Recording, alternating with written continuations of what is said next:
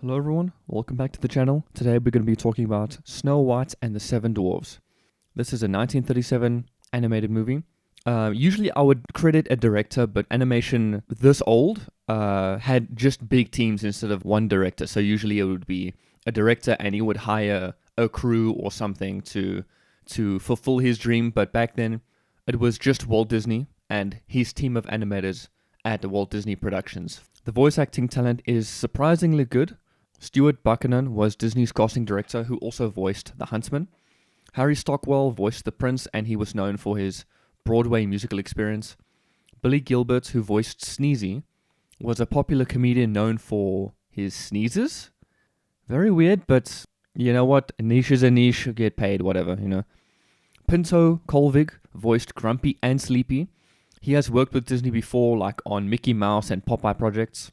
Maureen Dollington voiced the birds. She also did birds and other animals in movies like Cinderella. Again, strange niche, but if you're good at birds, you're good at birds. So the movie itself starts with a book opening. Basically, like we're stepping into an old storybook and seeing a fairy tale. We meet Princess Snow White, who is mistreated by the queen, basically, her stepmother. While she's working, she sings to the birds about how she wants a hubby, a boo, a man. She just wants some. She wishes by a well, but it's not a wishing well. I think it's just a regular well. A prince arrives and serenades her. It's so funny because he arrives and he sings "Good Day" because she was busy singing, and she gets so shook. It's like, just say hello, you freak. What is wow? What? That's not how you greet people. So the queen is jealous because she's single and her stepdaughter, who's been like shunned away from society, is going to get laid before her. How? So she sends a huntsman to kill Snow White. The huntsman, luckily, is the only sane person in the movie. He doesn't want to kill her. He tells her to just run away into the forest because, the queen's going to kill you anyway, just leave. And the running through the woods part is actually scary, except for the end where she flails around like an idiot. She meets some woodland animals and they take her into the dwarves' house.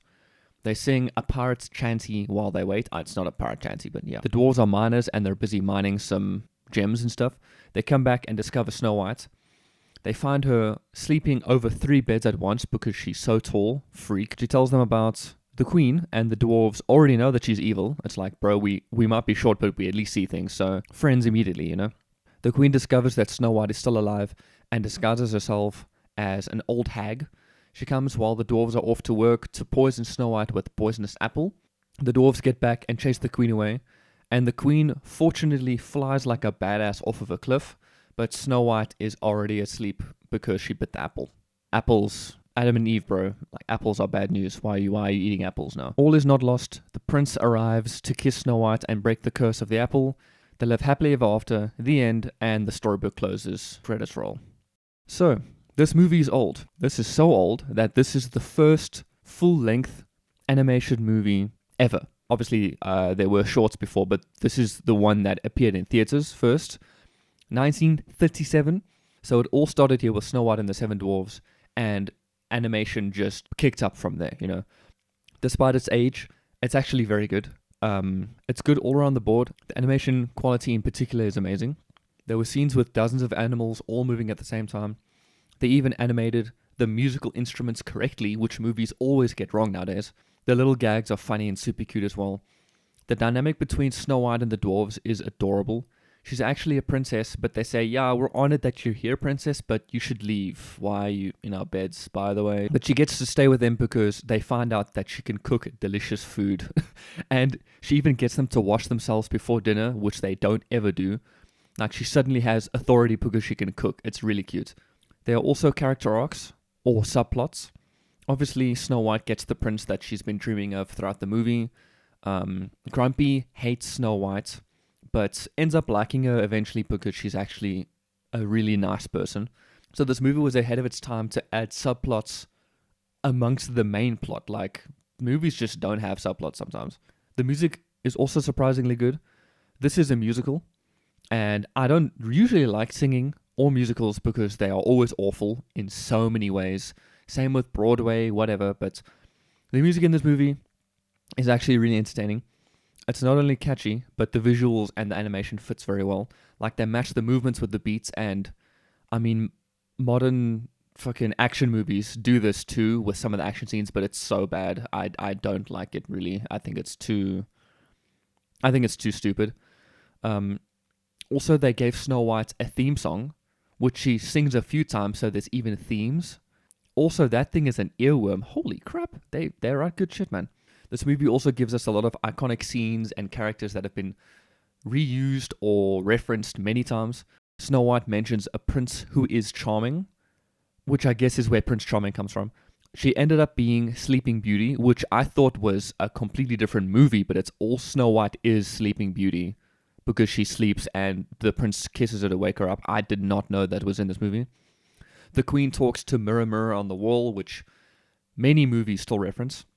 We also meet a huntsman, which we see return as a main character in like action remakes of Snow White many years down the line. Also, I think it's funny that the huntsman has like 2 scenes. Anyway, so not only is this the first animated movie ever, but it's actually quite good. So they set the bar really high right away. I think they did a great job. So with that all being said, I give this movie a 9 out of 10. I only recognized a few mistakes in the animation. The music is made for its time, so there'll be super slow ballads. You can hear the quality of the voice acting is bad because it's old equipment. But this movie's so good, you can look at that and be like, oh yeah, I know it's old, but it's actually still so good, you know? So it is a great watch. And for that, I'll give it a 9. And a quick reminder of my rating system. 9s are some of the best movies. You know what I mean? So like, 9s are up there, and then 10s have a special category for being the best of the best. So I think Snow White deserves to be a 9. I think it's great. I think it's really great. Especially since it's so old and it can still impress me almost 100 years later. It's 2025 now. Made in 1937, almost 100 years of movie evolution, and it's still good. 100%, I'm giving this a 9. So, I know what you're thinking. If you're watching this around the time that Snow White 2025 is out, why didn't you review Snow White 2025? Well, I just did. I'm recording this and the remake at the same time. I'm thinking of uploading it at the same time, so I will have a link in the description of the remake. I am writing and recording this whole review before I watch the remake, just so I can have a background of the original before I watch the 2025 remake.